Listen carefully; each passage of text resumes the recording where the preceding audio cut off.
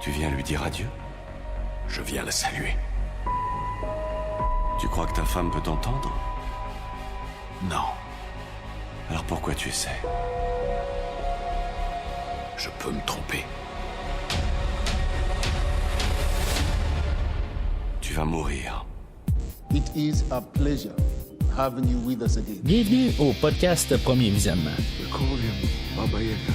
Aujourd'hui, on couvre un film de l'univers de John Wick. He was the one you sent to kill the boogeyman. Avant de commencer, je vous suggère fortement d'écouter le film proposé aujourd'hui, car je vais le spoiler complètement. I once saw him kill 3 men in a bar with a pencil. John will come for you. Bonne écoute. Yeah. Bienvenue au décompte du Continental. Aujourd'hui, on parle de John Wick chapitre 4, sorti en 2023 et réalisé par Chad Stahelski, avec Keanu Reeves, Lawrence Fishburne, George Giorgio, Clancy Brown, Ian McShane, Bill Skarsgård, Donnie Yen, Hiroyuki Sanada, Shamir Anderson, Rina Sawayama, Natalia Tena, Scott Adkins et Lance Reddick. Je suis Mathieu et sur ma pierre tombale, vous pouvez écrire podcasteur.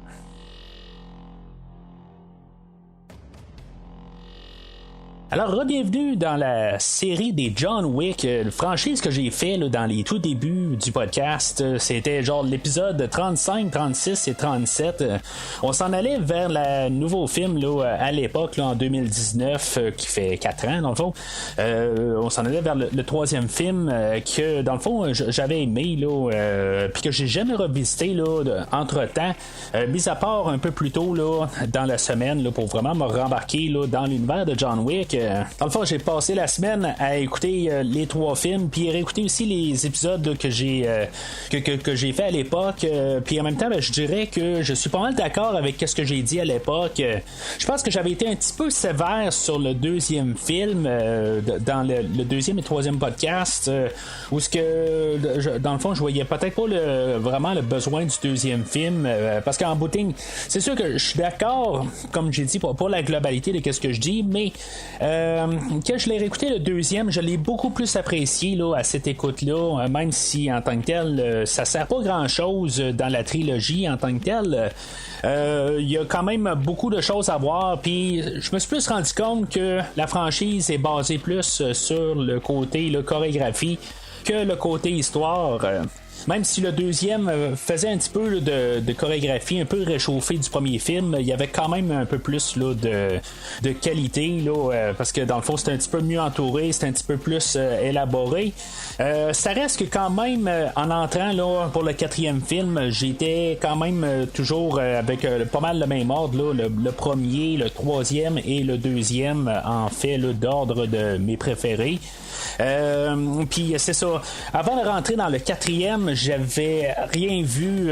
J'avais vu quelques spots là, à la télé ou j'étais allé au cinéma là, 3 fois là, dernièrement. Fait que pour le podcast, donc je suis pas mal toujours au cinéma chaque semaine. Fait qu'il y a des annonces que je suis comme dans l'impossibilité de manquer. C'est sûr que souvent, c'est assez étrange ce que je fais comme comportement, mais je vais juste au moins me baisser la tête pour pas regarder l'écran, ou si maintenant je suis avec quelqu'un, je vais parler avec la personne et je vais pas me tourner vers l'écran là. C'est surtout des annonces qui passent là, avant que le film commence là, en tant que tel, j'essaie autant que possible de rester le plus spoilerless, ou en tout cas des spoilerisés, en tout cas peu importe le commentaire là, mais vous comprenez. Fait que c'est ça, je savais que dans le fond la seule affaire que j'avais comme image là, c'était que John Wick quelque part il allait avoir une conversation avec Winston, fait qu'il était pas parti en guerre direct avec Winston. Sinon aussi, j'ai vu il y a peut-être une semaine là, que je me suis acheté les billets pour ma représentation, que le film il durait là, 2h50, fait que tu sais, je me suis dit il y a quand même quelque chose là, qui cloche avec ce temps-là. Ça m'a fait penser tout de suite à No Time to Die, film de James Bond, qui était quand même pas mal là, dans les mêmes temps là, je pense que c'est 2h40 là, pour le film de No Time to Die. Je vais reparler de No Time to Die quelques fois aujourd'hui, fait que en tout cas, c'est bon, c'est ma porte d'entrée là, pour l'instant. Ben c'est ça, je me disais, il y avait quelque chose qui cloche pour avoir un temps là, aussi long que ça. Je me dis, ça sera pas juste des séquences d'action, c'est sûr qu'il y a quelque chose là, qui va devoir se produire dans le film pour que ce soit un petit peu plus majeur. Bien sûr, depuis le 3e film, on avait annoncé qu'on allait faire le 4e film, puis même faire le 5e film. Fait que c'est sûr que là, il y a eu la COVID qui est arrivée là, ben, ici au Québec, là, pas mal un an après, là, en mars 2020, parce que ça avait pas mal frappé fort, parce qu'on a eu là, la fermeture de tout. Fait que puis c'était ça globalement. Donc la production là, de John Wick a été repoussée.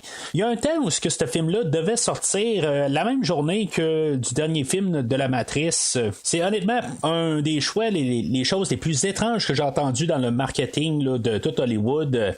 J'ai vu là, des affaires comme mettons qu'on sort Civil War la même journée là, que Batman v Superman, puis que finalement ben, Batman v Superman ils l'ont déplacé pour faire une compétition directe pour pas dans le fond nuire à leur chiffre, j'imagine.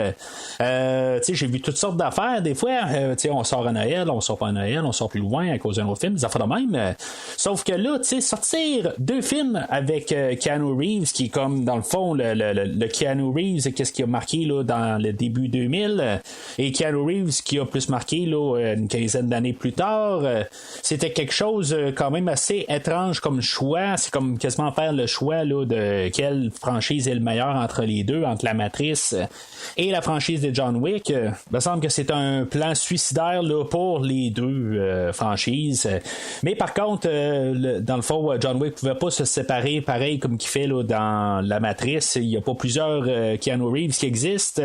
Donc, il n'a pas pu se doubler et finalement, ben, la production sur le film d'aujourd'hui ben, a été repoussée. Puis finalement, on l'a pas loin de 2 ans plus tard de sa sortie prévue initiale à cause de Monsieur COVID. Mais bon, fait que maintenant, ben, c'est ça, on l'a finalement sur nos écrans. Moi, j'enregistre quelques jours avant le sortie. Dans le fond, là, j'ai vu le film là, pour la première fois hier soir. Mais c'est ça, dans le fond, les chiffres sont pas encore rentrés pour la fin de semaine, donc je sais pas exactement comment qu'on en est, mais avec le départ qui est le plus fort là, de la franchise en ce moment, quelque chose comme pas loin de 9 millions là, pour le prévisionnement, puis dans le fond ils s'attendent à quelque chose comme un 70 millions là, dans la première fin de semaine. Fait que d'après moi ils vont le faire amplement avec les bonnes critiques tout ça. Mais c'est sûr, on va leur parler plus vers la fin du podcast où ce que la franchise s'en va là, à partir là, du film d'aujourd'hui, puis qu'est-ce qu'on sait bien sûr au moment. Mais si des fois vous voulez entendre ce que j'ai à dire sur les 3 premiers films de John Wick, vous pouvez vous souscrire au podcast sur n'importe quel feed, que ce soit iTunes, Spotify, que ce soit n'importe quoi, Google Podcast, ou vous pouvez aller sur le site internet là, de Premier Visionnement là, à premiervisionnement.com. Ça va être très facilement là, vous allez trouver l'onglet John Wick et pouvoir trouver là, la rétrospective qui a été faite des 3 premiers films en les téléchargeant directement. C'est sûr qu'en ayant le feed RSS quand vous le suivez là, sur une application, ben c'est pas très très compliqué non plus parce que c'est juste 3 épisodes qui étaient là à l'époque, mais sinon ben c'est juste que les retrouver au travers là, de tous les plus de 400 épisodes qui ont été sortis au podcast là, depuis tout ce temps-là. Mais sinon ben pour vous faciliter la vie quand vous allez sur le site internet, ben vous pouvez tout voir la franchise des John Wick facilement, la franchise des DC que j'ai tout couvert là, au courant là, des 2-3 dernières années là, qui vont amener là, au film de Shazam que je vais couvrir la semaine prochaine, qui est sorti la semaine passée, mais en tout cas je tout simplement là, avec le décalage là, de la franchise Scream que j'ai aussi couvert que j'ai fait avec Terreur sur le pod, ben juste avec Serge. Bruno ne pouvait pas être là malheureusement pour cet enregistrement là. Et bien sûr, comme aussi la franchise là, des Rocky et des Creed que j'ai couvert, vous allez avoir des liens directs là, pour vous aider là, à tout trouver les podcasts et les télécharger plus facilement. Et bien sûr, vous pouvez suivre le podcast sur les réseaux sociaux Facebook et ou Twitter pour être informé là, de ce qui va sortir là, dans les prochaines semaines. Alors, l'écrivain original de la franchise, là, Derek Kolstad, dans le fond, il était occupé sur d'autres projets, il voulait faire d'autres choses aussi là, dans ses écritures. Fait que dans le fond, il va laisser la place à son collaborateur qu'il avait eu là, pour le dernier film, là, pour John Wick 3 Parabellum, Shay Hatton, et il va être accompagné là, de Michael Finch aujourd'hui. Fait que, tu sais, ça va pas trop paraître en tant que tel. Là, comme j'ai dit aux 3 derniers podcasts, les films là, sont plus basés là, sur les chorégraphies. On va avoir le même réalisateur, là, Chad Stahelski, que j'ai vu une couple de places là, depuis que j'ai couvert là, les films de John Wick, que dans le fond, lui, c'était un cascadeur, c'était un dirigeant là, des chorégraphies de combat là, dans, je pense que c'est le film de Bloodsport 2 ou 3 plutôt, que j'ai couvert là, il y a quelques mois. Puis, tu sais, en tout cas, il y a une couple de places là, qui s'est pointée. Fait que j'étais un petit peu plus à l'aise là, en comprenant plus un peu là, ce réalisateur-là. Puis, qu'est-ce qu'il veut apporter là, avec la franchise. Fait que dans le fond, là, c'est plus mettre vraiment son art à l'écran, être plus en contrôle en réalisant le film. Mais sinon, pas mal tout le monde là, est revenu là, de la même équipe là, du dernier film.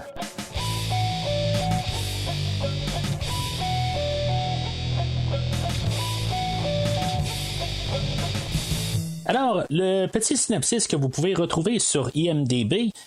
John Wick découvre un chemin pour vaincre la table haute. Mais avant de pouvoir gagner sa liberté, John Wick doit affronter un nouvel ennemi avec des puissantes alliances à travers le monde et des forces qui transforment de vieux amis en ennemis. Fait que le film aujourd'hui, en gros, là, c'est pas mal fermer la franchise. Le réalisateur Chad Stahelski laissé savoir que dans le fond, ça épuise beaucoup, là, ça accapare beaucoup son temps. Faire un nouveau film de la franchise, ça fait genre le 2e ou le 3e, là, où dans le fond, il voulait pas mal en finir. C'est pas qu'il aime pas ça, mais c'est juste que ça prend beaucoup de temps. Puis que en tant que tel, ben, il veut essayer de faire autre chose aussi de sa vie, mais il aime son travail.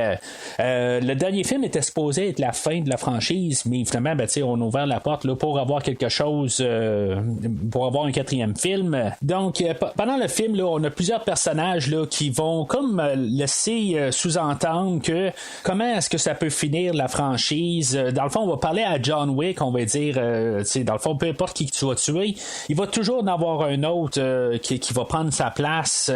Ça va toujours être comme ça. C'est un petit peu ça pour la franchise. À chaque fois qu'on va sortir un nouveau film, ben, on va pouvoir en mettre un nouveau John Wick par la suite. Fait que comment qu'on peut terminer ça? Ben, dans le fond, on va pouvoir vraiment éliminer le personnage principal. Sinon, ben, en fait, comme de thématique de tout ce que l'histoire est rendue, on va dire que dans le fond, le 3e film a les conséquences de qu'est-ce que John Wick a fait à partir du 2e film. Ben, aujourd'hui, c'est les conséquences sur les autres. Qu'est-ce que John Wick a apporté, puis que dans le fond, les autres qui ont voulu aider John Wick, ben, les conséquences que ça l'apporte à plusieurs personnes. On parle de Winston, que dans le fond, il va perdre le Continental. Bien sûr, il avait perdu il allait perdre le contrôle du Continental là, dans le dernier film, mais c'est ça, on va un petit peu plus grandiose. C'est un petit peu pareil aussi là, pour le Bowery King là, qui est interprété là, par Lawrence Fishburne. Mais la dernière fois, c'était juste à plus petite échelle. Aujourd'hui, ben, c'est ça, c'est un peu l'effet boule de neige de qu'est-ce que ça a fait. Là. Ça en va un peu partout. Plus personne veut s'approcher de John Wick parce qu'en bout de ligne, ben, autant qu'ils veulent l'aider, ben, autant que ça coûte là, la vie à tout le temps quelqu'un là, de près ou de loin.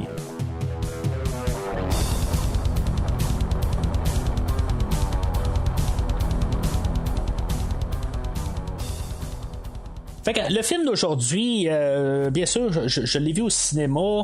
Ben, c'était pas la première là, mais parce que je pense que ça va sortir le mercredi, mais j'ai juste pris des billets là, pour le jeudi. Là, je savais pas dans le fond qu'il sortait une journée avant. Là, tout simplement, j'ai juste mal regardé mes choses. Mais j'avais juste des espérances, des attentes pour le film. Là, juste quand même que, en espérant qu'on va garder un peu là, l'aspect là, jeu vidéo là, des 3 premiers films, qu'on va avoir de la bonne action en masse, que chaque image peut être toujours une carte postale comme les 3 premiers films. Je dirais que cet effet-là je suis pas trop certain pour la parure du film. C'est pourtant le même cinématographe là, que les deux précédents, mais en tout cas, je trouve que en fait là, d'allure, il y a des beaux plans à certains endroits, mais pour la globalité du film, le film n'est pas aussi prestigieux point de vue visuel que les trois derniers. En tout cas, c'est juste un peu là, mon opinion là-dessus. La trame sonore, j'espère revoir, surtout que dans le fond, c'est pas mal la même gang là, qui est là en arrière qui font la musique. Fait que je m'attends à quelque chose de rythmé comme les trois dernières trames. C'est sûr que je m'attends toujours à toutes les vestons et cravates, puis dans le fond les idées là, de tout ce qu'on a vu dans le fond là, comme je dis, ça rapporte à l'idée là, des jeux vidéo. Chose que j'aurais espéré pas avoir, puis qu'on n'aura pas heureusement là, que finalement qu'il y a une raison que dans le fond sa femme, on a changé un petit peu là, de toute l'histoire à partir de là, que peut-être que finalement elle a été tuée, qu'elle n'est pas morte d'un cancer. Ça, j'aurais pas aimé ça. Puis en même temps, dans l'opposé, que peut-être qu'elle était pas morte depuis le début, ou tu sais, fait que tu sais, c'est un peu là, ma manière de rentrer. Heureusement, dans les côtés là, négatifs, il y a rien de tout ça qui est apparu, là, puis qu'on n'a pas laissé d'allusion du tout. Là, on a à peine parlé de toute façon là, du personnage de Hélène aujourd'hui, mais c'est quelque chose que des fois, quand on étire la franchise un petit peu trop, des fois on commence à inventer des choses là, pour replacer des choses, puis redonner des motivations aux personnages. Mais c'est ça. Fait que le film ouvre, on est un peu après là, le troisième film. Il y a moins de temps, je pense qu'il y a plus de temps, excusez, entre le troisième et quatrième film. D'après moi, là, il y a quelques mois, comparativement entre le 2 et le 3, il y avait quelque chose comme genre quelques heures. Là, c'était même pas une heure dans le fond, là, c'est quelques minutes. Là, c'était peut-être une demi-heure.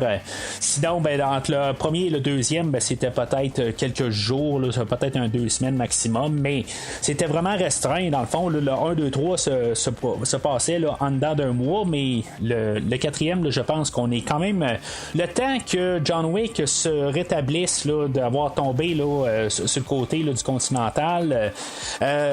Quoique, avec le film d'aujourd'hui, là, il va faire 2 fois ça, une bonne chute, puis il va se relever là, facilement là, de sa chute.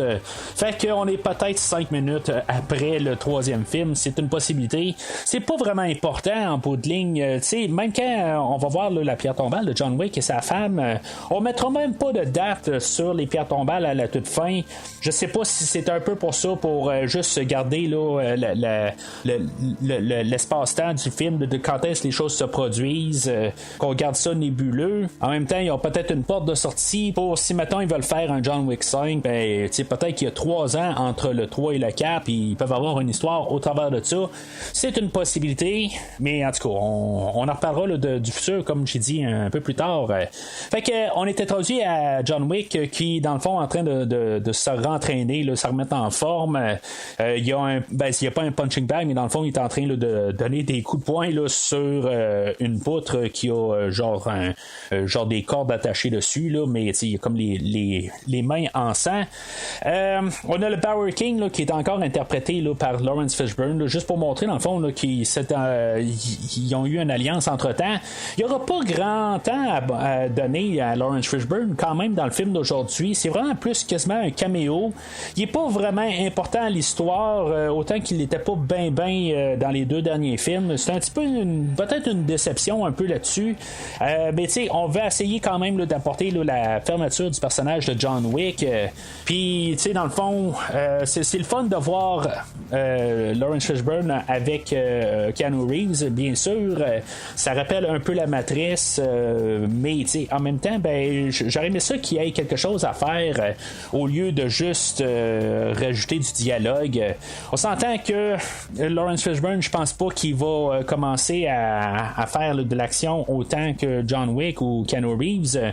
Tout simplement, c'est sans méchanceté, je pense qu'il n'y a pas la même forme physique, mais on aurait pu quand même lui faire quelque chose quand même un peu plus là, avec un coup là, avec un tank ou quelque chose de même là, j'aurais pas vu ça là, dans l'impossibilité là, d'avoir un tank dans le film d'aujourd'hui, mais en même temps c'est c'est pas un film là, de Die Hard, c'est un film de John Wick où ce qu'on essaie là, de rester un petit peu plus tactique. Keanu Reeves qui revient encore une fois, que j'ai parlé de la Matrice aussi là, entre-temps, il y a un petit peu plus d'un an là, quand il y a eu le film là, de Matrice Resurrections.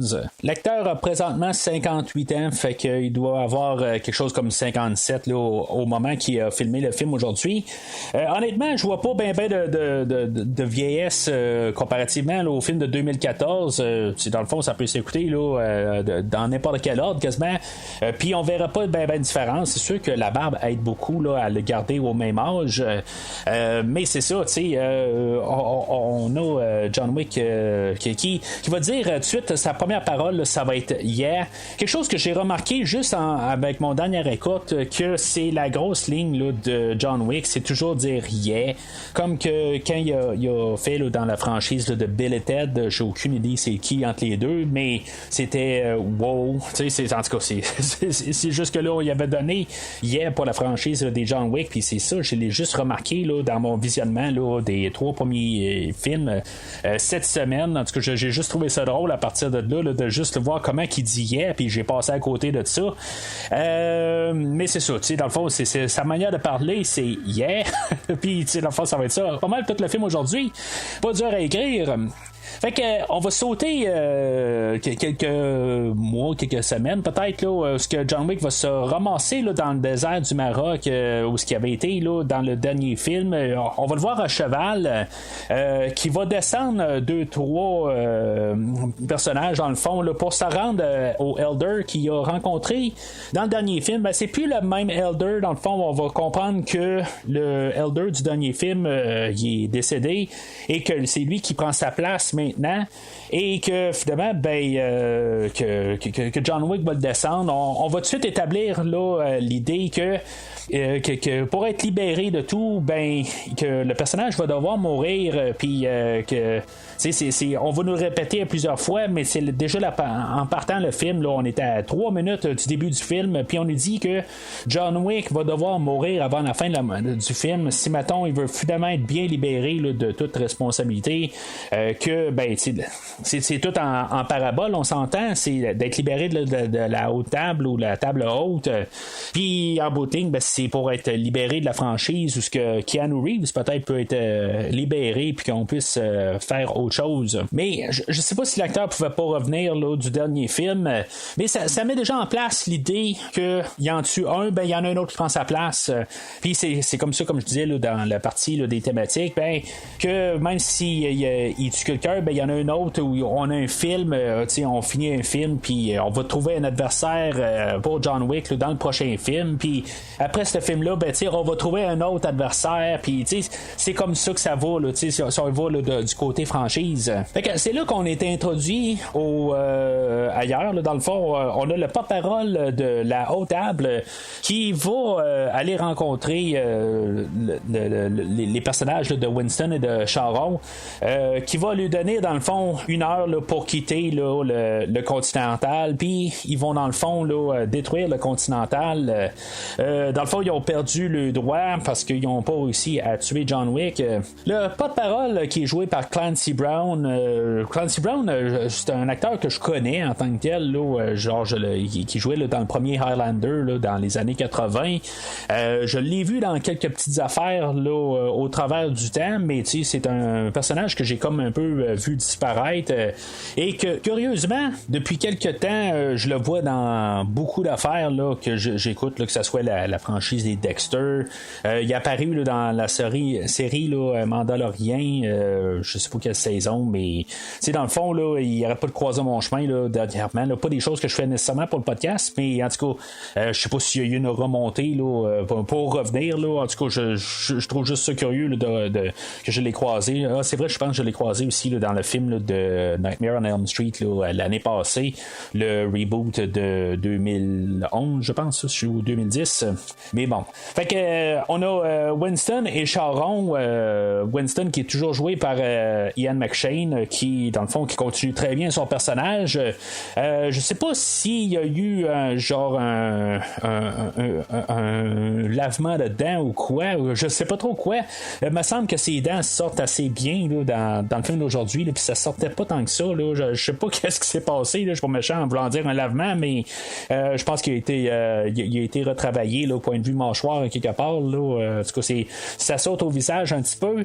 Le personnage de Charon qui dans le fond va se faire tuer pas mal là, dans sa deuxième scène aujourd'hui, qui est joué par Lance Reddick, qui dans le fond avait été une partie là, de la finale du troisième film, qui était quand même un personnage qui était le fun à voir là, depuis le premier film. Ben malheureusement il nous a quitté quelque chose comme il y a une semaine et demie là, le 17 mars à l'âge de 60 ans. Fait que tu sais en tout cas c'est juste dommage dans le fond là, qu'il verra pas le film là,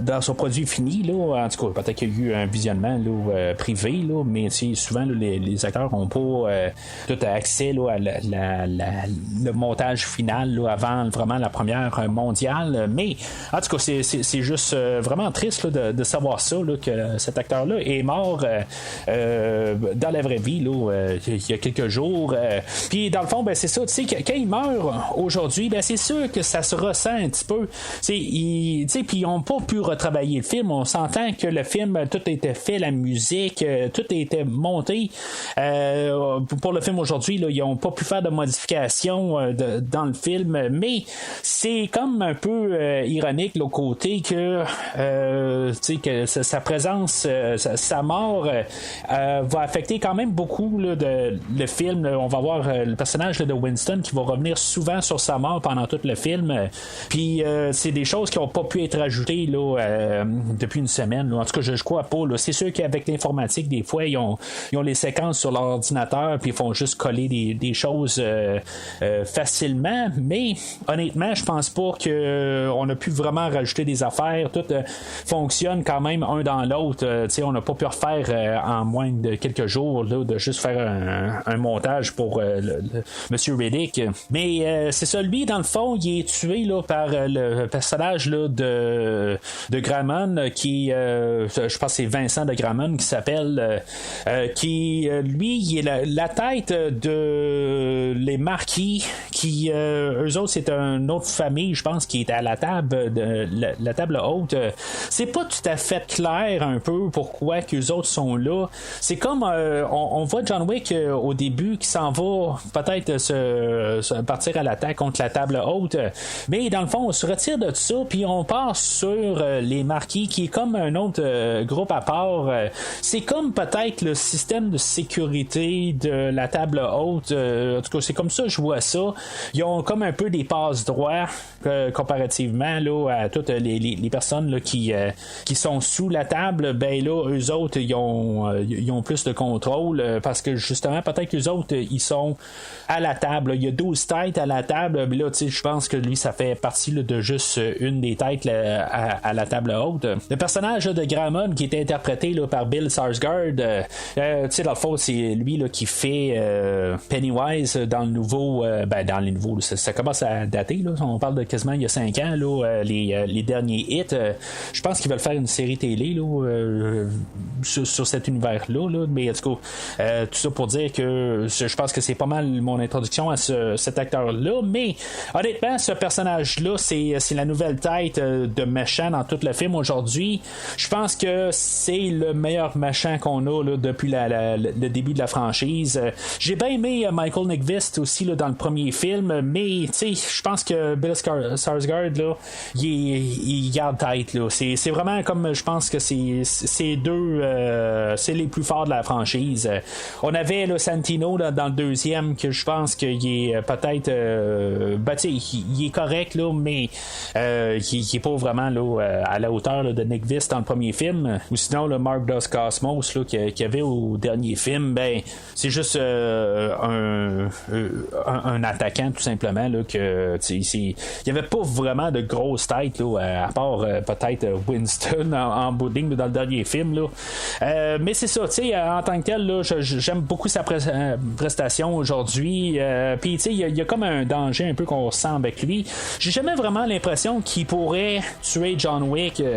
À part que c'est ça aussi la menace qu'il va faire là, on va avoir l'introduction là, du personnage de Kane qui est interprété par Donnie Yen que lui dans le fond je ressens qu'il y a quelque chose, je sens que même s'il est ami avec John Wick dans le fond on l'a vu là, une couple de fois là, dans la franchise que ça peut être des amis mais à quelque part ils ont un devoir, ils doivent quelque chose à la table haute, puis lui ben, c'est sa fille dans le fond que dans le fond il peut pas aller revoir sa fille.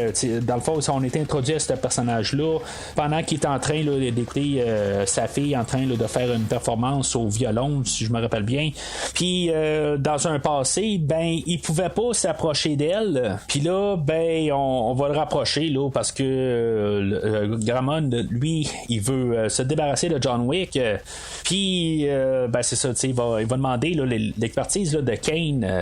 Il y a Donnie Yen qui est arrivé quand il a eu son script pour le film, il est arrivé supposément que le personnage s'appelait Chang ou Shang là, en tout cas c'est pas très clair, fait que c'était un peu stéréotype personnage là, asiatique qui s'appelle tout le temps Shang ou Chang, fait que pouvez-vous changer son nom, fait que on l'a appelé Kane, en tout cas il va avoir une canne, c'est un aveugle là, je sais pas, il y a comme un peu un parallèle là, c'est pas vraiment écrit pareil je pense là, on va l'écrire comme Michael Caine là, mais une canne tout simplement parce que c'est un aveugle. J'écoutais aussi cette semaine, j'ai écouté les 3 films, j'ai écouté d'autres podcasts même là, je me suis vraiment rembarqué là, dans tout l'univers là, de John Wick là, en plus de mes podcasts à moi, puis j'ai écouté aussi les commentaires audio sur le premier film. J'ai pas eu le temps d'écouter le commentaire du deuxième film, mais le réalisateur avec l'écrivain je pense qui sont sur le commentaire, il parle que le premier film il voulait faire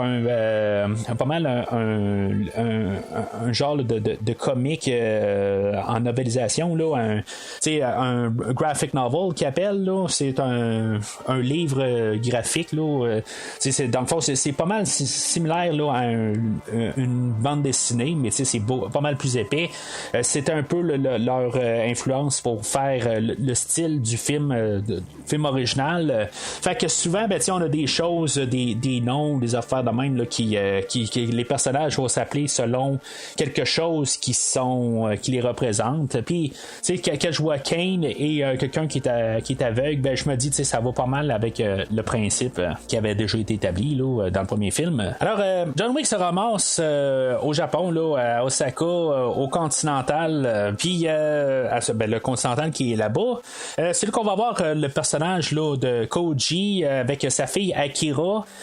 Koji que j'ai déjà parlé au podcast de Mortal Kombat là, je pense que c'est le film de 2021 là, ce qui faisait le personnage de Scorpion, mais je pense que j'ai déjà parlé là, de cet acteur là aussi là, je pense que c'était dans le film de Wolverine là, de 2016, quelque chose de même là. Mais on va apprendre que c'est un ancien ami de John Wick, puis que lui aussi va apporter un peu l'idée là, que quand est-ce que la fin va arriver, puis tout ça, dans le fond on nous le martèle tranquillement avec plusieurs personnages, puis sa fille Akira que dans le fond elle va jurer avoir la vengeance là, sur la mort de son père là, pour la fin du film là.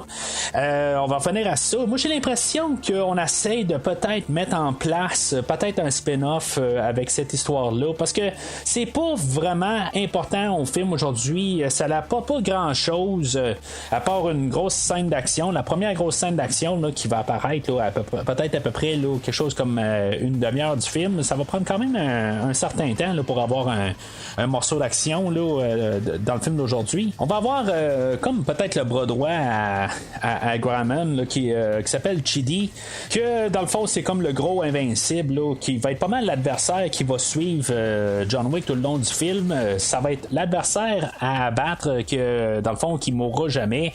Ça commence par le fait que sont sur place et qu'il va y avoir des archers dans l'hôtel puis qui vont commencer à y lancer des flèches, puis il peut juste le bloquer avec son bras, tu sais, ça part déjà l'idée qu'on nous replace dans l'univers jeu vidéo qu'on a déjà créé là, dans les 3 autres films. On va nous établir là, tout dans le fond là, que tout est en train là, de quand même un peu se révolter là, contre la table haute parce que dans le fond il y a John Wick, mais en bout de ligne là, ils veulent pas tout se perdre. C'est peut-être un peu là, de se tenir droit là, devant l'autorité, ou peut-être pas autorité, je pense pas que c'est le bon mot, c'est plus peut-être les principes, dans le fond, de se tenir devant ces principes.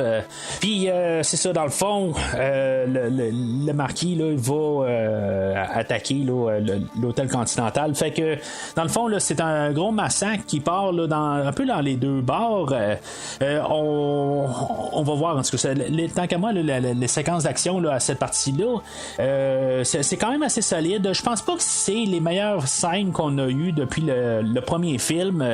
Ben, tu sais, c'est juste plate un petit peu. Je pense que, tu sais, même si j'imagine que Keanu Reeves a été doublé là, à plusieurs séquences là, dans les 3 premiers films, tu sais, on peut mettre juste une perruque là, sur quelqu'un, puis dans le fond, là, ça apparaît comme John Wick, tout simplement.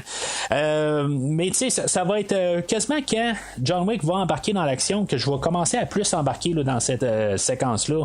C'est pas qu'elle est mauvaise, mais ça nous rembarque un peu dans l'idée qu'ils ont tous des habits par balles, puis après ça, ben, on va voir les samouraïs armés que dans le fond, même si on les tire dans le visage, ben ils vont pas mourir, mais dans le fond, il faut lui tirer peut-être une balle dans le cou. C'est pas très facile à comprendre là, mais c'est plus évident quand John Wick commence à se battre contre eux autres, qu'il va les tirer dans le cou, puis c'est ça qui va les tuer.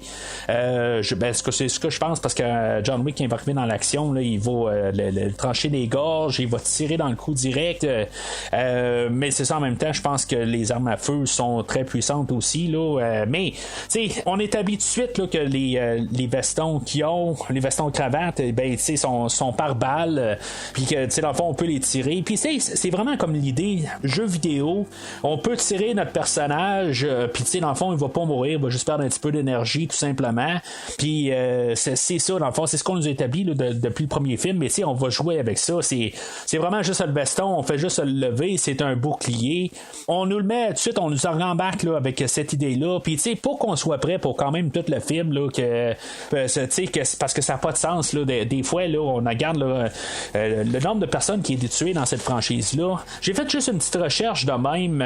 Le premier John Wick, on parle de 77, le deuxième, on parle de 128, puis dans le troisième, on parle de 94. J'ai pas les chiffres pour le film d'aujourd'hui.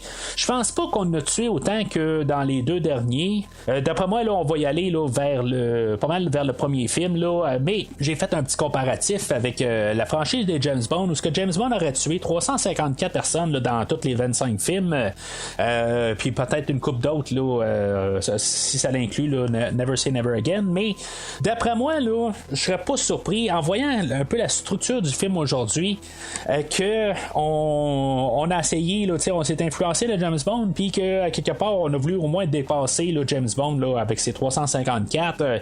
Fait que tu sais, avec le monde qui meurt aujourd'hui, je pense pas qu'il y en a autant que le deuxième film. On doit se tenir là, quelque part là, comme dans le troisième ou dans le premier film là, on doit en avoir quelque chose comme entre 75 et 100, tout simplement à cause là, des scènes d'action là, qui sont beaucoup éparpillées, puis qui sont moins grandioses que dans les derniers films. Puis même dans la séquence de départ, la séquence qu'on parle en ce moment, ben ça va prendre quand même un bon bout avant que John Wick commence à embarquer lui aussi.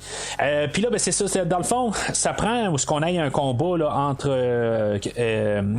Kane qui se pointe, dans le fond, qu'on comprend que c'est lui qui était comme engagé comme pour superviser tout. Dans le fond, on a Chidi qu'on a vu un peu plus tôt, mais Kane il est là aussi, dans le fond, là, pour se rassurer que tout est fait, que ça va être lui là, qui peut qui a probablement l'habilité là, de battre John Wick.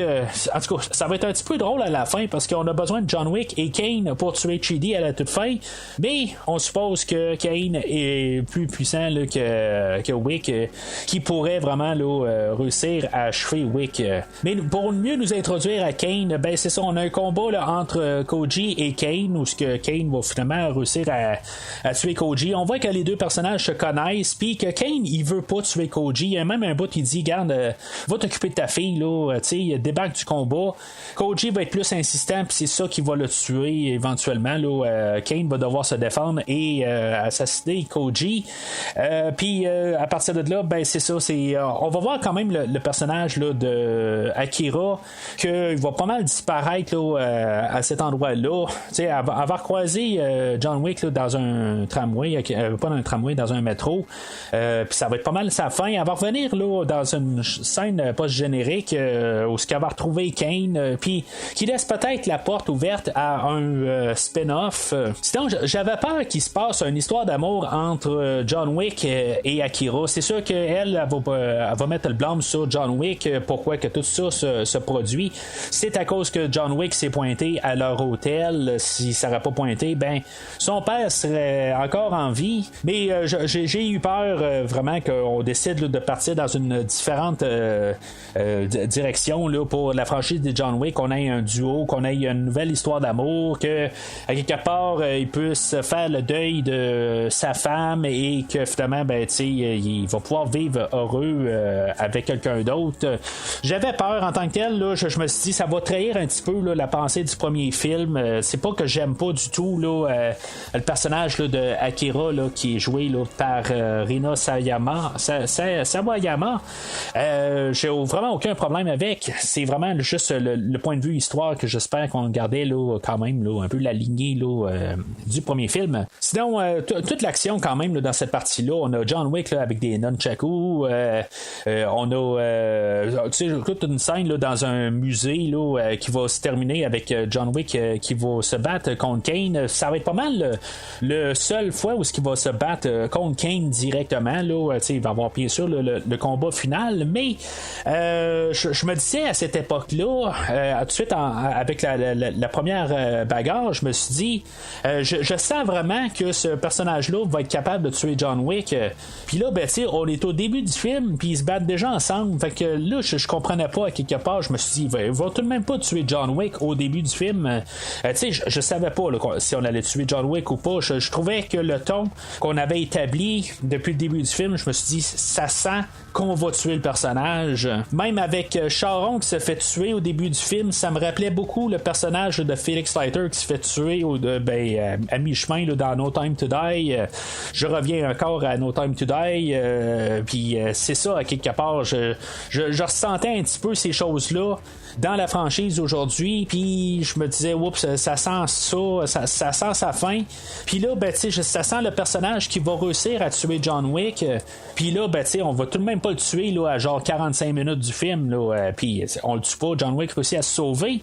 Mais tu sais, je sens juste avec la manière qu'on établit Kane, où ce que tu sais il y a même une présence là, Donnie Yen là, tu sais on le voit se battre, tu sais il est aveugle, puis même on va savoir à quelque part que c'est lui qui a choisi de se couper les yeux, probablement pour une question là, d'offrande là, pour pouvoir montrer là, sa fidélité là, à la table d'hôte là. J'imagine que c'est ça, mais c'est parce qu'on voit vraiment une cicatrice là, sur ses yeux. Puis c'est dans ces scènes là, on l'a vu un petit peu plus tôt là, on a le personnage là, de Monsieur Personne, que lui là, il est interprété là, par Shamar Anderson, que honnêtement je pense que c'est peut-être vu comme on va établir peut-être un nouveau John Wick, peut-être la relève de John Wick, parce que en tant que tel, je dirais que dans la globalité du film, c'est un peu un excédent.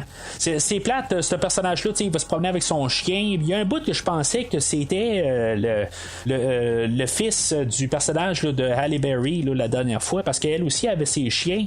Puis elle parlait là, de son enfant qu'elle pouvait pas voir. Puis c'est ça, à quelque part, je me suis dit peut-être que c'est lui. Mais il me semble que dans le 3 c'était une fille. En tout cas, je n'ai pas pris note, j'ai écouté le film, puis je me suis pas pris de note, là, je le couvre pas, mais je me suis dit ben tiens, éventuellement on va découvrir que c'est son garçon, puis il aurait pu arriver puis il n'y a pas juste un garçon, il y a une fille aussi là, en tout cas où elle a eu un changement peut-être là, peu importe. Fait que tu sais, ce personnage là c'est un genre là, de tueur pas un tueur à gage, c'est un genre là, de de chasseur de primes, que là, tu sais, avec 20 millions, il est pas content. Tu sais, en quelque part, c'est pas ça qu'il veut. Il veut avoir plus pour pouvoir tuer John Wick. Il aurait pu le faire quelque part pendant le film, mais c'était pas assez. Fait que, tu sais, il va jouer avec ça. Il va essayer là, d'un petit peu là, de jouer avec Grammon un peu pendant le film.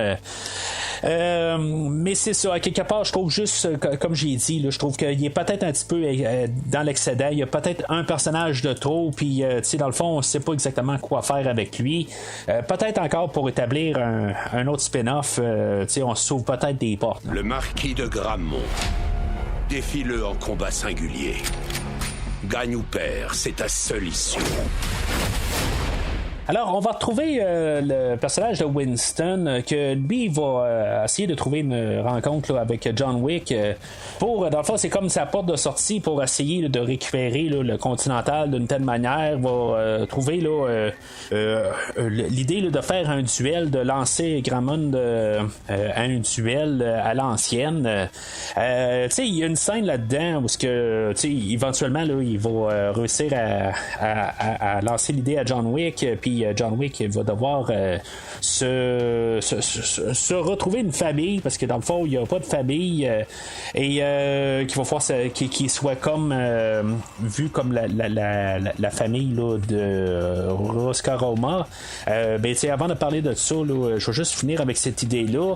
Il va se ramasser là, dans comme une des salles là, à Grammon là. On dirait que c'est un genre d'énorme musée. On va vraiment prendre le temps où Winston va marcher, puis il va passer un tableau, 2 tableaux, 3 tableaux, 4 tableaux. J'ai pas compté tableaux en tant que tel là, mais j'ai trouvé ça quand même assez drôle qu'il marche, puis pour se rendre finalement là, à Grammon, pour peut-être montrer que Grammon là, il est archi milliardaire, que dans le fond, même avec le personnage là, de Monsieur Personne là, Nobody, que dans le fond il gratte un peu là, les scènes avec, il veut pas y donner son prix, mais qu'en bout de ligne là, il y a probablement pas de problème là, monétairement. En parlant là, de juste une parenthèse avec Monsieur Personne, que dans le film original là, c'est influencé là, par Le Bon, le Méchant et le Truand là, un film là, de Sergio Leone. Puis je me dis, le film d'aujourd'hui, en voyant Monsieur Personne, il y a une franchise qui est avec Clarence Hill, qui est un autre film western là, qui est un, je pense que c'est 3 ou 4 films là. Je les ai pas tous vus là. J'en ai juste vu un là, il y a peut-être une trentaine d'années là, qui s'appelle là, Monsieur Personne là, Mon nom est Personne, quelque chose de même là. Fait que puis je sais pas si c'est un genre de clin d'œil à ça, sachant là, que c'est comme un vieux western, puis une autre franchise là, de ces temps-là. En tout cas, j'ai rien qui me dit là, que c'était une influence pour le film aujourd'hui, parce qu'il n'y a pas grand-chose de sorti là, à date là. Il y a quelques petites affaires là, mais j'ai pas pu trouver ça. Mais moi, c'est ça que ça a marqué là, à quelque part. J'ai comme vu un lien là, avec les westerns italiens des années 70 ou 1960 là, puis je trouve que ça viendrait un peu fermer la boucle là, pour cette idée-là. Mais sinon, c'est ça, Winston va approcher là, Grammon pour lui dire que John Wick là, il fait partie d'une nouvelle famille, puis qu'eux autres ils vont y lancer un duel pour pouvoir être libéré là, de la table haute. Je savais que ça allait arriver cette expression là.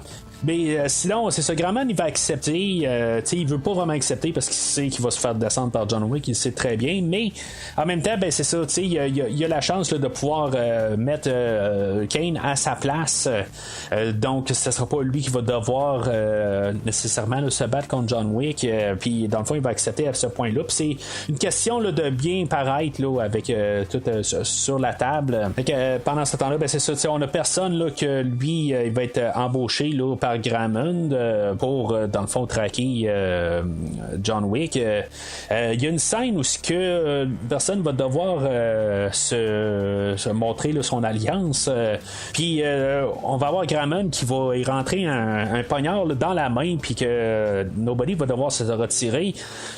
D'après moi, il y a un petit bout à l'informatique qui est faite dans cette scène-là, mais mais en tant que tel, là, je me suis senti mal un petit peu là, dans mes mains là, pour quelques temps là, en voyant là, cette séquence-là.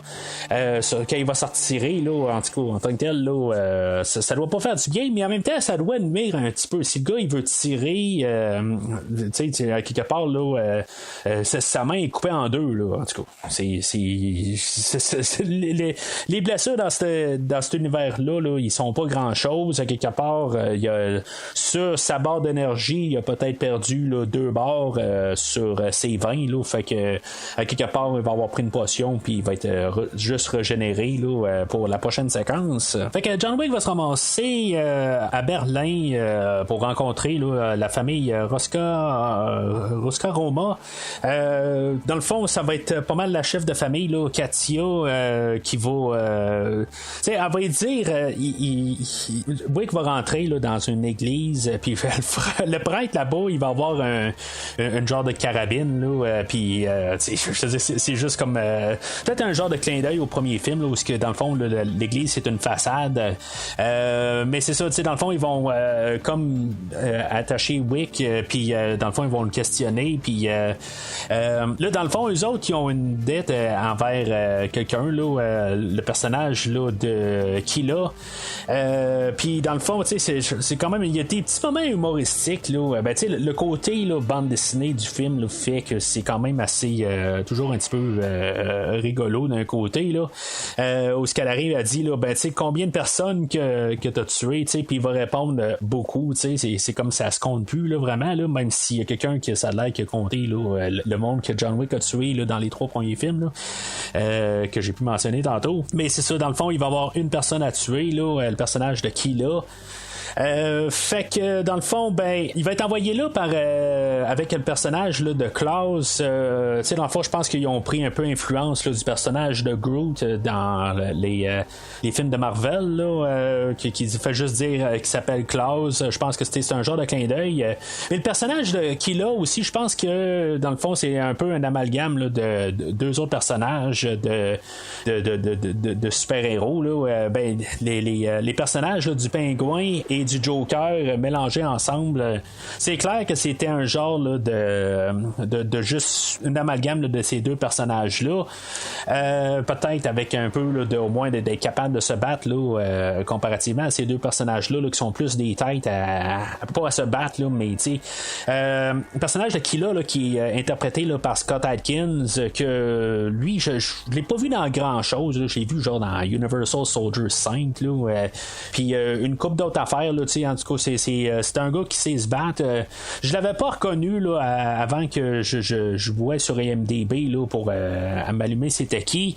Mais je pense que justement avec le pingouin du dernier Batman, je pense qu'ils ont fait un petit peu une genre de transformation à cet acteur-là dans le même style que dans le fond il a rajouté du poids puis on a changé un peu sa figure puis ça a donné un peu là, la version là, du personnage là, de Killa. Puis tu sais même avec ses dents dorées, ça fait pas mal là, le dernier Joker là, de Jared Leto.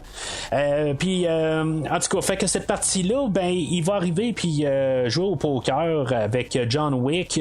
Il va avoir Kane qui va se rajouter à la partie, puis il va avoir aussi encore le personnage là, de personnes aussi. Ils vont jouer à 4 au poker. Puis tu sais dans le fond le jeu est truqué, puis dans le fond là, ça va partir là, toute une fusillade là. C'est un peu là aussi qu'on peut voir nos personnages aussi. Tu sais, il n'y a pas juste John Wick qui va se battre. C'est un peu là où ce qu'on va voir le personnage de personne, lui, comment il se bat. Il se bat pas beaucoup. Là. Dans le fond, il y a quelques petites habilités, mais en tant que tel, il se bat pas comme que John Wick le fait, puis certainement pas comme que Donnie Yen se bat. Mais tu sais, dans le fond, on voit que lui, il a un chien, puis il va se servir beaucoup de son chien. Un peu pour ça que je me rappelais, je pensais à Halle Berry, que c'était pas mal là, la même affaire. Là. En tout cas, je trouvais que c'était pas mal dans la même lignée. Mais tu sais, cette séquence-là, c'est vraiment une bonne séquence là, pour sa globalité. Là. Ça doit durer à peu près une dizaine de minutes. C'est pas trop, c'est juste correct dans le fond, là, juste pour un peu avancer aussi dans l'histoire globale qu'ils veulent donner. Je m'attends pareil depuis le début du film à une grosse séquence, puis on a tout le temps juste des petits morceaux.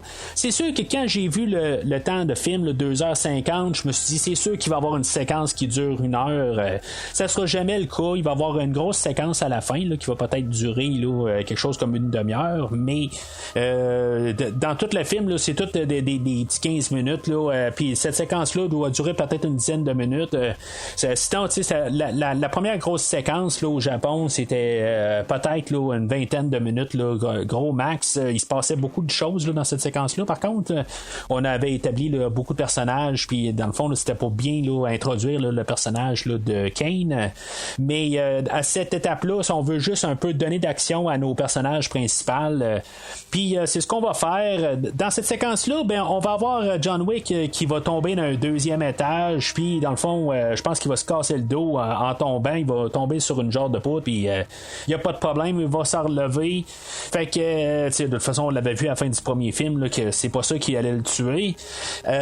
Puis par contre, éventuellement, là, il va réussir à pitcher le personnage là, de Killa en bas là, d'un escalier, puis finalement, ben, lui, il va se casser la tête. Là, mais en tout cas, toute cette séquence-là, c'est sûr qu'elle est faite avec le rythme là, de la musique là, de Tyler Bates et de Joel J. Richard.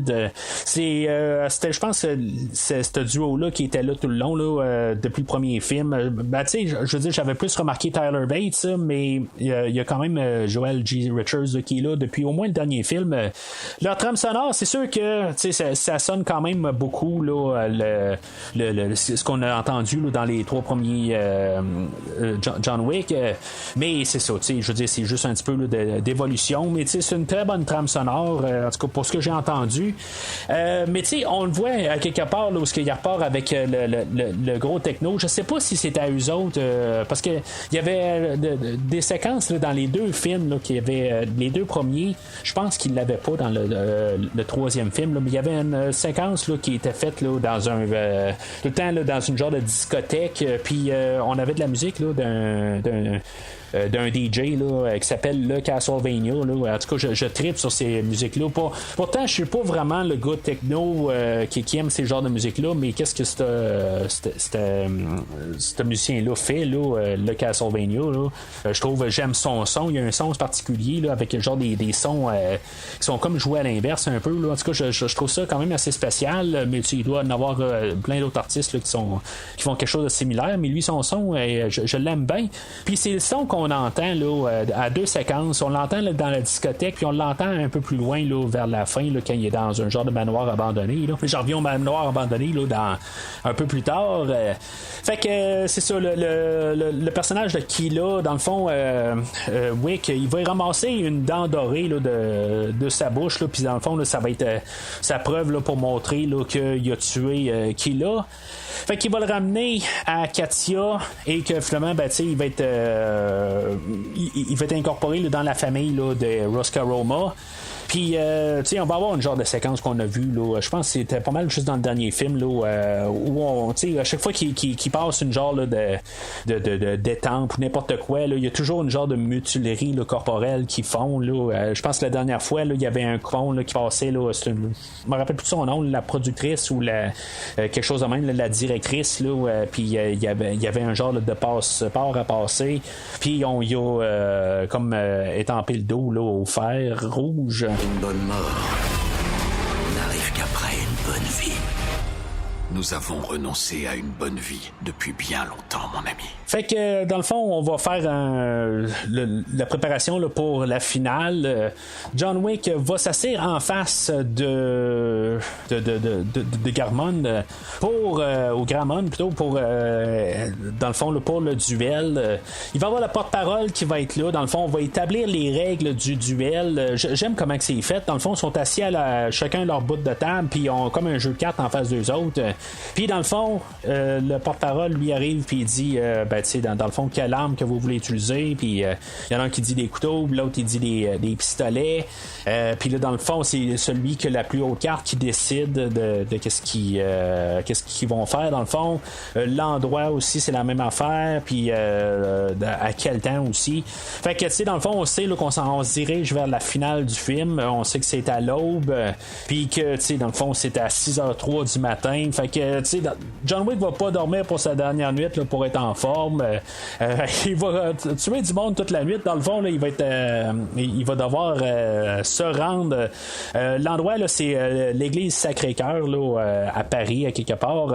Fait que, avant de tout commencer, là, la grosse séquence d'action, on va avoir quand même un peu là, de juste un peu là, de poussière avant ou plus le calme avant la tempête. On va voir Wick et Kane qui vont aller dans une église, puis ils vont discuter un peu ensemble. On va comprendre quoi qui se passe avec Kane. T'sais, dans le fond, ils vont savoir là, que Wick va savoir que c'est dans le fond que il fait ça pour sa fille, sinon elle va se faire tuer par les marquis. Puis dans tout ça aussi, on n'arrête pas de nous marteler l'idée que tous les autres personnages ont quelque chose à vivre par la suite, puis que Wick, dans le fond, il n'y a plus rien. Son cheminement est fait. Dans le fond, il n'y a plus rien. Il va se ramasser là, dans un métro. Puis ça me fait penser quand même au troisième film, La Matrice, qui est le dernier de la trilogie. Là, que dans le fond, que le quatrième n'était pas sorti au moment qu'il écrivait le film aujourd'hui. En tout cas, d'après ce que je peux comprendre, là, peut-être qu'on a ajusté par la suite. Là, mais le fait qu'on voit qu'il y a comme une couple de fois, là, ils vont dans le métro une couple de fois. Puis c'est là où que le troisième film commence de La Matrice. Je sais pas s'ils veulent faire un parallèle parce que Neo meurt à la fin de ce film-là. Puis dans le fond, c'est ça qui va se passer avec le film aujourd'hui. Wick va nous quitter. Mais en tout cas, fait que c'est juste un petit parallèle que j'ai vu, mais ça n'a peut-être aucun rapport. Dans le métro, il y a le Bowery King qui arrive avec Winston, puis dans le fond, ils vont préparer là, le terrain là, pour, dans le fond, juste remettre notre John Wick full armée, énergie pleine là, pour embarquer là, pleinement là, dans le dernier tableau.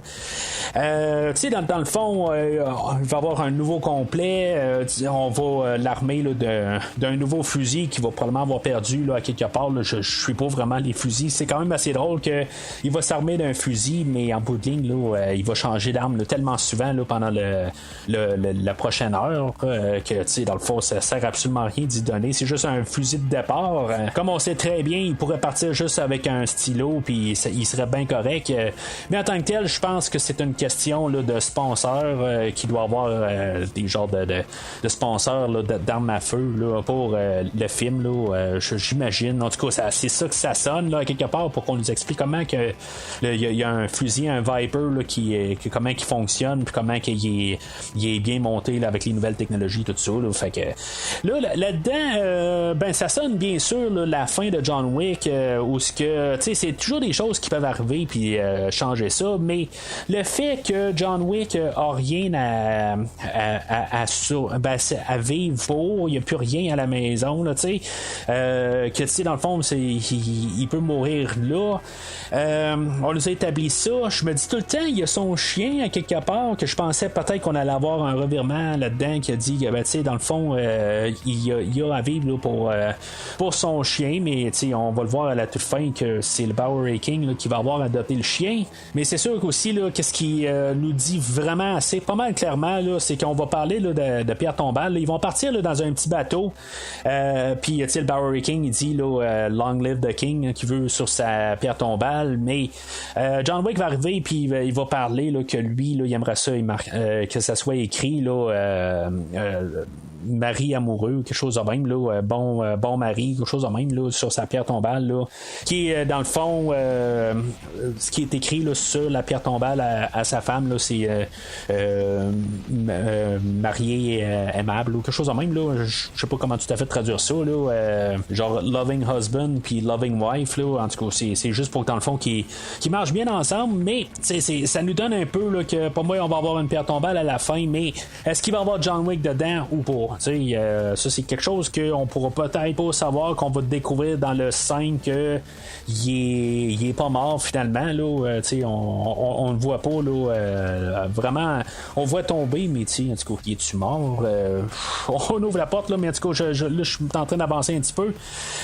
Fait que on a un animateur de radio qui met de la musique là, pour la ville de Paris, là, mais c'est parce que là on est à Paris, là, on établit ça là, un peu plus tôt, là, quand les deux sont assis à la table. On voit là, la tour Eiffel en arrière. Fait que le jeu vidéo commence pas mal là. Dans le fond, l'animateur de radio, il y a un bout, il va arriver puis il va nous mettre c'est une chanson reprise là, des Rolling Stones. Ils vont dire c'est le temps là, de peut-être le peinturer en rouge, puis il joue sa chanson Painted Black. Je me suis dit, c'est certain, quand elle arrive puis elle dit on va le peinturer en rouge, ben je me suis dit, ils vont jouer Painted Black là. En tout cas, je sais pas si ça a du sens là. Ça c'est comme quelque chose là, que je vais jamais couvrir au podcast là, probablement là, mais quand on a un film de Schtroumpf puis on a Back in Black dedans, je trouve qu'il y a quelque chose qui marche pas là, dans les couleurs là. Je comprends le principe, mais c'est juste que ça marche pas là. Ils n'ont pas vraiment regardé bien les paroles là, avant de choisir cette chanson là, mais en tout cas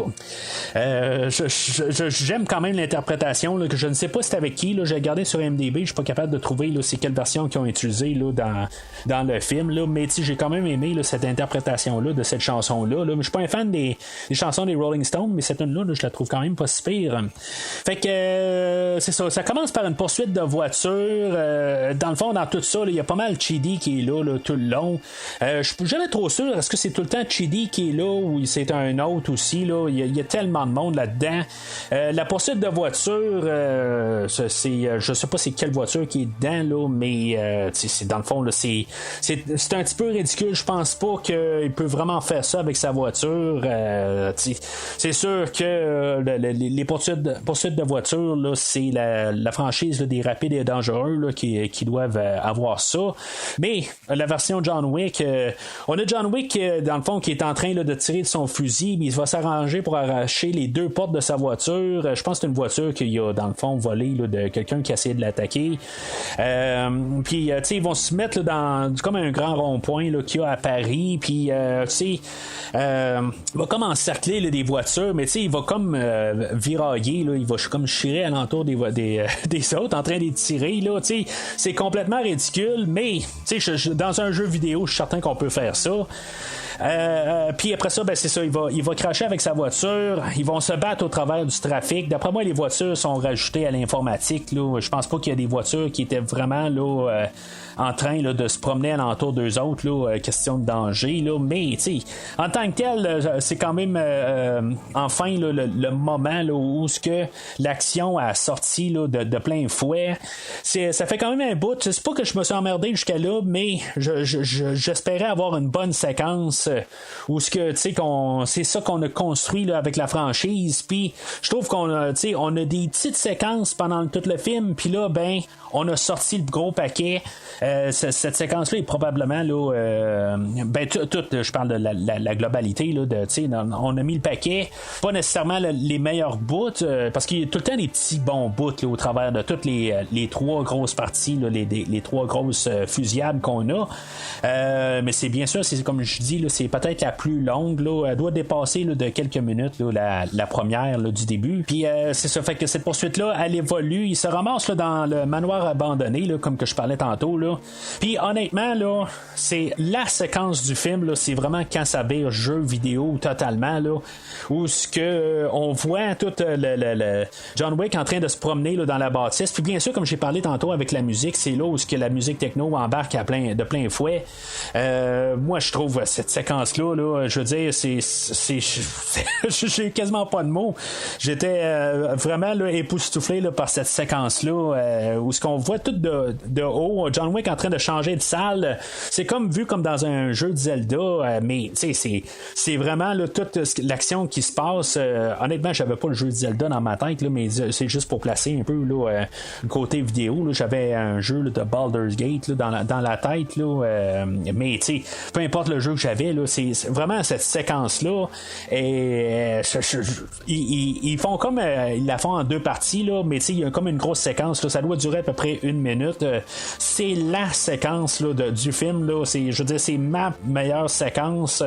C'est vraiment là, créatif comme affaire. J'imagine qu'on l'a déjà fait. Là. Je pense que j'ai déjà vu ça quand même. Là, quelque chose de haut de même. Mais la manière que c'est apporté de juste voir ça, ça donne un peu une différente approche de toute l'action. Puis bien sûr, là, il est vraiment là, spectaculaire là, cette séquence-là. En plus que John Wick là, dans cette séquence-là, il se ramasse un genre là, de lance-grenade. Là. C'est pas vraiment là, des grenades qu'il lance, là, mais dans le fond, là, pour le visuel, là, comme je disais tantôt, c'est pas le film de John Wick qui paraît le mieux, mais cette séquence-là, c'est époustouflante, bien raide. Fait que c'est sûr que là-dedans, elle va pas terminer quand personne va se mêler de ça. Personne, Monsieur Nobody. Puis il va se battre avec John Wick et John Wick, il va prendre le dessus, mais à place là, de tuer le personnage là, de Nobody, dans le fond, son chien, il est en train d'attaquer quelqu'un, puis John Wick va défendre son chien. Fait que, c'est comme le lien est fait entre les deux personnages et même s'il s'est ramassé là, à 40 millions pour la tête à John Wick, dans le fond, là, il va respecter John Wick, puis il va décider de sauter là, sur le côté à John Wick à partir là, de cet acte-là. On a vu là, depuis le début du film que lui, il tient beaucoup à son chien, puis il veut pas que son chien meure, parallèle avec John Wick, bien sûr. Mais bon, en tout cas, il aurait pu le faire tuer justement là, pour. Ça serait peut-être un petit peu encore plus évident là, qu'on voulait faire un parallèle avec John Wick, mais lui, il réussit à sauver son chien. Fait que, tu sais, lui, dans le fond, sa poursuite arrête là. Puis John Wick, dans le fond, là, il doit se sauver par la fenêtre. Puis encore une fois, là, il va sauter là, de genre 2-3 étages pour tomber à terre. Tu sais, c'est complètement ridicule, on s'entend, mais il va survivre à ça sans trop de problèmes. Puis la dernière partie là, de la poursuite, c'est une autre séquence qui est quand même assez spectaculaire. Où dans le fond, il va avoir un escalier là, de peut-être comme quelque chose comme 220 marches ou 222 marches à monter. Puis dans le fond, il va y avoir plein de méchants à tuer au travers en montant. Tout est bien fait, c'est fait à la John Wick, on s'entend que c'est tout très tactique, puis il continue à monter. Mais quand il va arriver en haut, Chaddy va l'attendre en haut, puis que dans le fond, il va donner un coup de pied à John Wick, puis il va débouler là, de la moitié là, des escaliers. Puis quand il va se relever, Chaddy va avoir glissé sur le bord des escaliers, puis il va faire débouler John Wick jusqu'en bas. T'sais. Dans le fond, c'est une séquence que John Wick, ça ferait longtemps qu'il est mort, on s'entend, mais c'est pas ça qui va le tuer. Mais j'ai quand même trouvé là, cette séquence-là quand même assez drôle rendu là. C'est complètement ridicule, mais c'est ce qu'on établit là, depuis surtout le deuxième film, là, on l'a bien établi là, que c'est un film là, basé là, sur un pas basé, mais que c'est un comic en live action, puis j'embarque avec ça, puis dans le fond là, je me suis pas vraiment senti ridiculisé là, en tout cas, fait que il y a le personnage de Kane qui va arriver pour essayer de faire relever Wick, puis dans le fond lui c'est ça, si maintenant il se bat pas contre Wick, on va tuer sa fille, puis dans le fond c'est fini pour lui. Fait que lui il a besoin que John Wick se ramasse en haut de l'escalier. Ça fait quand même intéressant, puis on peut comprendre un peu le dilemme avec John Wick et Kane quelque part, que on veut pas non plus que sa fille meure, sinon ça serait sur le dos à Wick. Il y a comme un peu des paradoxes là-dedans. Fait qu'il faut trouver un peu la mince ligne là, pour réussir à tout avoir nos personnages là, qui vont réussir à passer au travers du film. Je vais avouer quelque chose par contre, j'adore comment que Donnie Yen se bat. Je veux dire, c'est magistral là. C'est vraiment un bon combattant là. J'enlève rien, mais je trouve que ce qui est mieux représenté là, dans ces films-là quand même, c'est toujours quand John Wick est à l'écran, puis le côté tactique, c'est ça que j'aime beaucoup dans la franchise des John Wick, c'est la manière qu'il est représenté. C'est pas c'est comment qu'ils ont décidé qu'ils ont filmé, c'est toujours quand même assez spectaculaire, mais quand même pour la montée là, de l'escalier, la partie à Donnie Yen avait à côté le côté à John Wick, mais j'enlève rien à Donnie Yen là, je veux dire, il est talentueux là, j'enlève absolument rien là, il est vraiment quelqu'un là, mais c'est ça, c'est la franchise à John Wick aussi, que je pense qu'on a peut-être mis un petit peu plus l'emphase là, pour le côté, en guillemets, peut-être cool de John Wick. Fait que là-dedans, Nobody va servir à pas mal finir là, le personnage là, de Chidi. Dans le fond, ça va être Nobody qui va y mettre une balle dans la tête, puis son chien il va y pisser dessus, dans le fond. Là. Fait que c'est pas mal réglé pour lui. Mais Nobody va se mettre là, sur le côté, puis dans le fond, là, il va regarder là, le spectacle de la finale. Fait qu'il arrive juste à temps là, à 6h03. Il y avait genre 2 à 3 minutes là, pour monter l'escalier. Là. Il y avait comme pas le temps. Là. Ça doit prendre peut-être pas 10 minutes pour remonter, là, mais ça doit prendre 6-7 minutes là, pour qu'il remonte là, en point de vue film. Mais on a dit là, qu'il restait 2-3 minutes, là, qu'il était tout en bas. Là, en tout cas, il réussit à remonter. Puis finalement, c'est le duel. Fait que on a les deux, là, dans le fond, là, ils enlèvent toute leur armure. Ils se préparent pour le combat.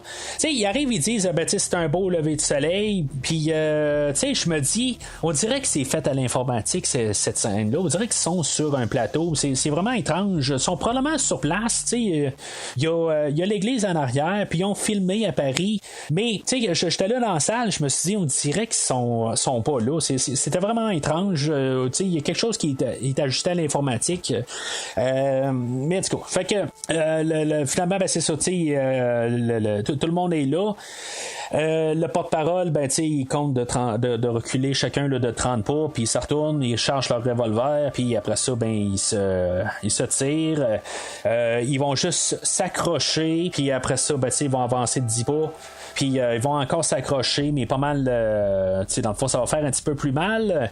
Fait que là, quand ils vont être rendus les deux à 10 pieds du point de départ, fait que dans le fond, ils sont à 20 pieds, un en face de l'autre, c'est pas mal sûr qu'ils peuvent pas manquer. C'est sûr que je pense qu'ils ont fait par exprès pour que ça n'arrive à là. Parce que je crois pas que John Wick pourrait manquer une balle même s'il est à 60 pieds là, de son adversaire. Là, je crois pas à ça. Là. On l'a bien vu là, dans les 4 films là, que c'est impossible là, qu'il ait manqué là, sa cible. Peut-être le personnage de Kane il est aveugle, fait que ça n'a pas passé, mais Wick va lancer un genre de commentaire codé là, je ne l'ai pas noté là, c'est quoi là, mais dans le fond quelque chose comme que dans le fond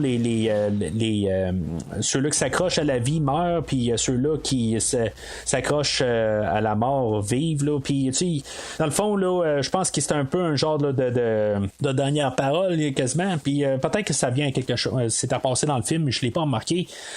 Fait que Kane va tirer sur John Wick, mais John Wick, c'est ça, je l'avais pas remarqué là, que dans le fond il a pas tiré son coup. Puis bien sûr, Gramon, lui, il veut faire le coup de grâce, il veut tuer John Wick, mais juste avant ça, on établit que Kane est relâché là, de ses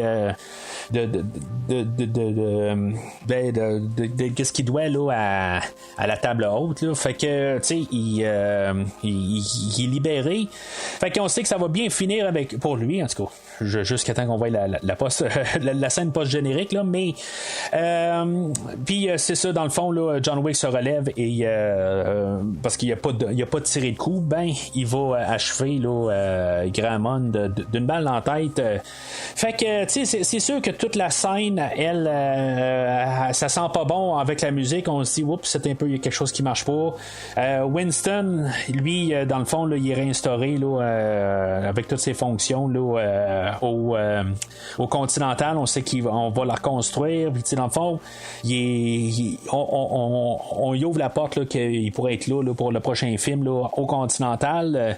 Wick aussi libéré là, de pourquoi qu'il était poursuivi là, par la table haute, fait que techniquement il peut retourner chez lui, mais c'est ça, dans le fond il va mourir en face de l'église. Est-ce que dans le fond on veut mettre peut-être un symbole que dans le fond il recherche un peu là, la voix de Dieu, quelque chose de même. Là. En tout cas, c'est sûr que on a un peu là, des messages de religion là-dedans, là, dans les 3 films. Là, c'est sûr, avec les Italiens, on va à Rome aussi là, dans le 2e film, des affaires de même. Fait que on place là, des idées de même. Mais c'est ça, le dernier plan où ce que je me dis, il est mort en face de l'église, on veut peut-être placer un genre de message de même. C'est le fun pareil qu'on va pas vraiment débattre qui est-tu allé en enfer ou au paradis. Honnêtement, je pense pas qu'il va aller au paradis d'un côté, mais l'autre côté, ben il a jamais comme été machin, il s'est tout le temps comme défendu là, mais en tout cas je ferai pas le procès à John Wick là, qui a tué là, probablement pas loin de 400 personnes. Ben, en tout cas, je dirais au moins 360 pour être sûr de n'avoir tué plus que James Bond. Là, c'est ça, tu sais, dans le fond, là, je vais parler un peu. Là, si vous avez pas vu No Time to Die, là, ben, je suis désolé. Là, je parle pas normalement de spoiler, mais vous aviez quand même 1 an et demi là, depuis la sortie du film. Mais c'est ça. Honnêtement, je pense que pour tuer le personnage de John Wick, on le fait vraiment mieux qu'on l'a fait là, dans No Time to Die. Je pense que, tu sais, dans le fond, on l'a comme un peu marqué là, pendant tout le film. Je pense que ça a du sens pour le personnage de mourir à la toute fin. Est-ce qu'on aurait pu le faire à la maison, justement, que peut-être que, tu sais, je veux dire, il va retrouver son chien? Je pense que aussi il aurait pu faire ça aussi. On n'avait pas besoin de le tuer. Je pense que c'est rendu la mode un peu de tout le temps tuer le personnage. On l'a fait avec Iron Man, on l'a fait avec Superman, mais dans le monde des super-héros, il y a toujours des univers alternatifs, il y a toujours quelque chose de magique qui peut apparaître pour les faire revenir. Mais tu sais, tuer John Wick, ben, tu sais, dans le fond, on a une franchise de 4 films. Est-ce qu'on va avoir 28 films de John Wick? Je pense pas qu'on va avoir ça là, dans les 60 prochaines années, honnêtement. Donc, tu sais, ça me dérange pas autant que ça me dérange là, pour James Bond, dans le fond. Que dans le fond, là, c'était pas mal une fin là, qui était collée au film. Dans le fond, là, ça avait comme pas tout à fait de sens là, de décider là, de le tuer. Mais les parallèles sont beaucoup là dans le film aujourd'hui, où ce que, tu sais, dans le fond, déjà avec la longueur du film, le fait qu'on a comme tué un personnage qui est là depuis le début de suite en partant, c'est pas le premier film là, qui fait ça, on s'entend, mais dans l'historique récente, ben c'est pas mal là, un des derniers films là, qu'on a tué quelqu'un dans une franchise, là, dans un film d'action. Puis là, ben c'est ça, tu sais, aussi un personnage qu'il n'y a pas de super pouvoir, que tu sais, quand il est mort, il est mort. Fait que John Wick va être enterré, puis comme j'ai dit plus tôt, là, sur les pierres tombales, il n'y a pas de date. Sauf que Winston va arriver, puis le film va finir là-dessus. On va savoir que c'est peut-être son père. Je sais pas si c'est vraiment son père ou c'est juste dire que c'est une manière de parler, mais peut-être que ça pourrait répondre à pourquoi que Winston est toujours, dans le fond, il donne des privilèges à John Wick parce que c'est son garçon. C'est sûr que ça l'ouvre une canne de verre, comment que ça s'est fait toute cette histoire-là, pourquoi qu'il l'a pas on le sait pas avant. Mais en tout cas, je veux dire aussi, ça peut montrer pourquoi que John Wick s'est sorti du système puis que qu'il doit être illégitime ou quelque chose de même. Peut-être quelque chose qu'on va explorer plus tard là, dans la franchise, là, dans les spin-offs. Mais si je me disais, il manquait quelque chose, parce que les ayant écoutés en rafale, on n'a pas revu la voiture qui était laissée là, à John Leguizamo, là, le réparateur de voiture. Je me dis, on aurait pu juste le mettre à quelque part là, au funérailles, là, à l'enterrement, qui était là avec sa voiture, puis qui la regardait, puis il disait, bon, ben, je pense que je vais pouvoir garder la voiture, là, ou quelque chose de même, là, juste un genre de clin d'œil pour clôturer là, les 4 films, parce que là, on voit ça là, dans le premier film, puis l'épilogue qui est le début du deuxième film, mais ça c'est comme abandonné, mais je me dis, c'est quand même un peu on veut fermer cet univers-là, ben il faut ramener des idées qui étaient là dans le premier film. Peut-être c'est cliché, John Wick et son chien et sa voiture, mais c'est ça qui a commencé la franchise, fait que à quelque part il faut que ça la revienne au premier film, mais peut-être que le John Leguizamo était pas disponible pour le tournage, fait que on l'a pas fait, puis ça me donne plus l'impression que c'est un nouvel écrivain, puis que il a essayé de plus faire une finalité au personnage, mais juste de le tuer là, juste sur cette partie-là. La barre est bien faite de John Wick, mais pour certains détails, c'est pour le personnage, pour lui, je veux dire, pour juste physiquement, tout ça est bien apporté. C'est juste un peu de fermer là, qu'est-ce qu'on a, les idées qu'on avait apportées là, dans le premier film puis le deuxième film, qu'on a comme oublié à partir du troisième film.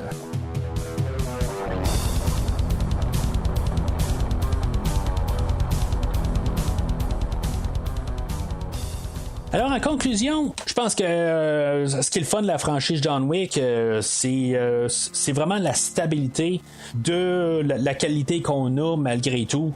Ils sont pas tous parfaits. Je pense que le premier film est pas mal assez parfait. Je veux dire, il est en fait de longueur, de tout qu'est-ce qu'on apporte là, dans je pense que c'est 100 minutes le film.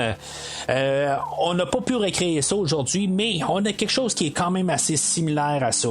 Je comprends que je me suis dit 2h50 c'est long comme film, mais là on va tuer le personnage. Je me dis, est-ce que je voudrais un film que tout d'un coup on a un peu comme le troisième film ou même le deuxième où ce qu'on a de l'action mur à mur, puis qu'à la toute fin il meurt au travers là, de juste une séquence d'action, puis qu'on n'a pas créé là, d'un peu là, de viande sur l'histoire.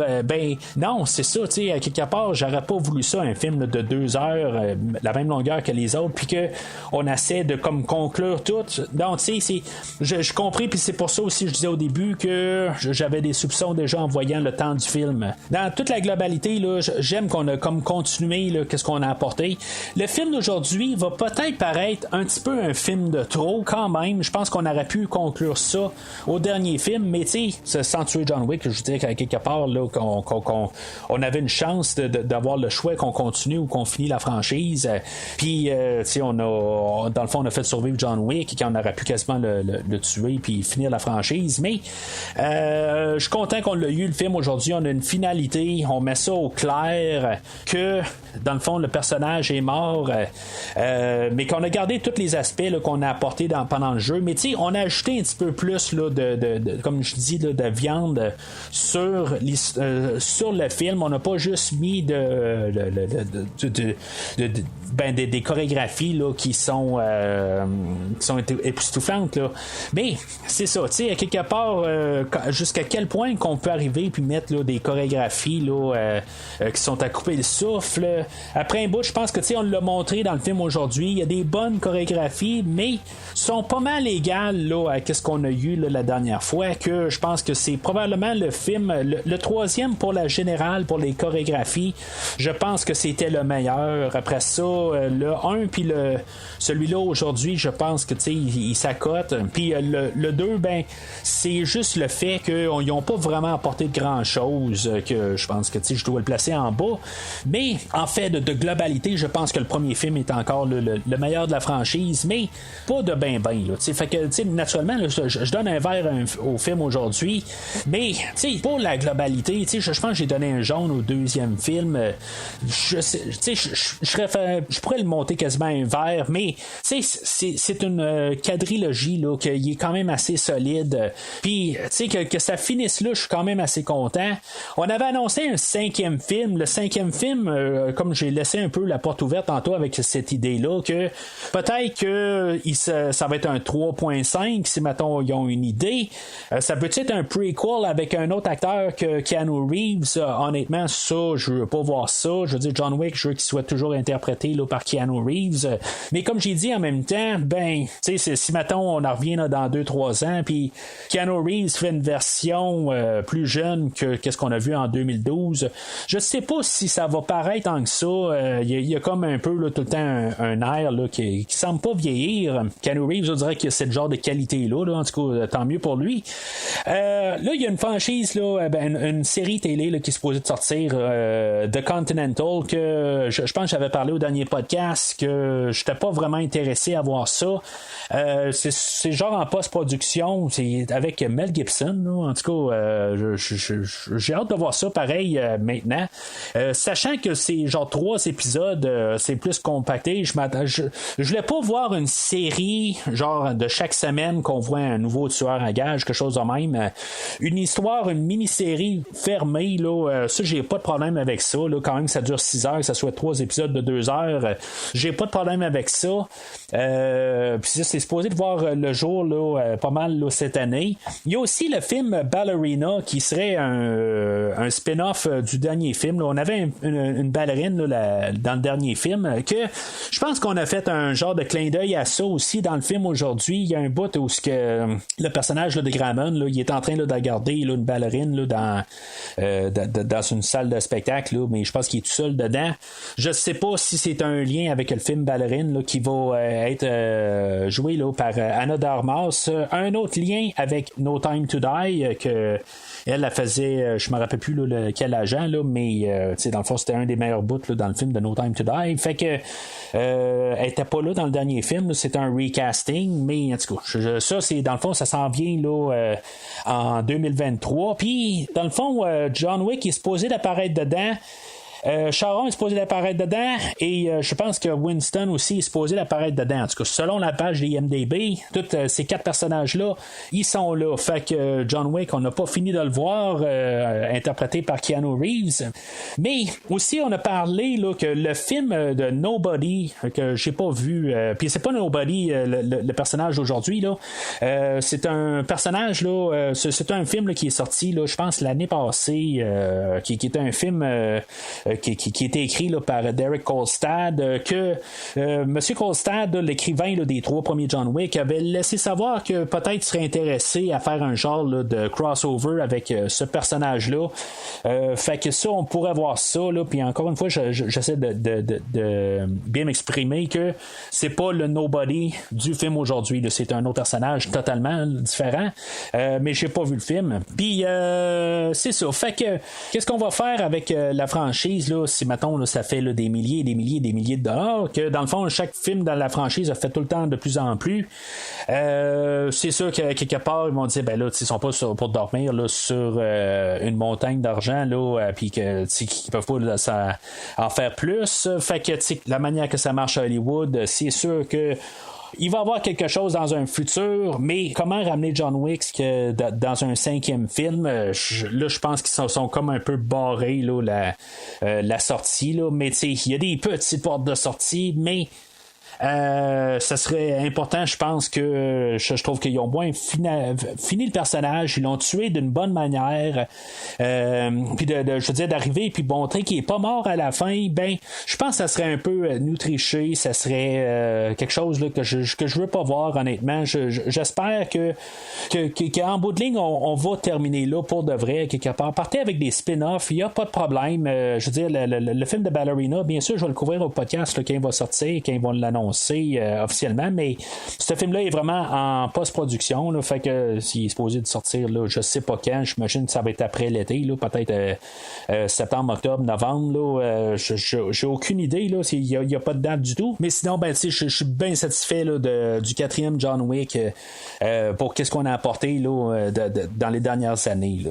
Alors c'est pas mal tout pour aujourd'hui. La semaine prochaine je vais couvrir là, le dernier film là, de les sorties cinématographiques du mois de mars, le film de Shazam 2, que dans le fond là, ça risque d'être pas mal dans le fond là, j'ai pas mal tous les chiffres là, de comment que ça a été pour ce film là, puis en tout cas on va en parler là, pas mal au prochain podcast. C'est pas enregistré, fait que tout va être pas mal de l'heure, puis un peu toutes les nouvelles là, je vais avoir pas mal tout ça pour la semaine prochaine. Mais sinon n'hésitez pas à commenter sur le film d'aujourd'hui là, sur le post du podcast, comment que vous trouvez le film aujourd'hui, puis comment que vous espérez là, que John Wick revienne là, dans un 5e film, parce que c'est ça aussi j'ai oublié de mentionner, il est comme annoncé sur une page IMDb, mais honnêtement là, je pense qu'ils savaient qu'il allait tuer John Wick à la toute fin, mais je pense qu'ils ont condensé là, 4 et 5 pour faire juste le film d'aujourd'hui juste en un film, puis je pense que c'est un peu ça là, tout à fait là, qu'ils ont dit là, ben ils veulent pas se rembarquer dedans, mais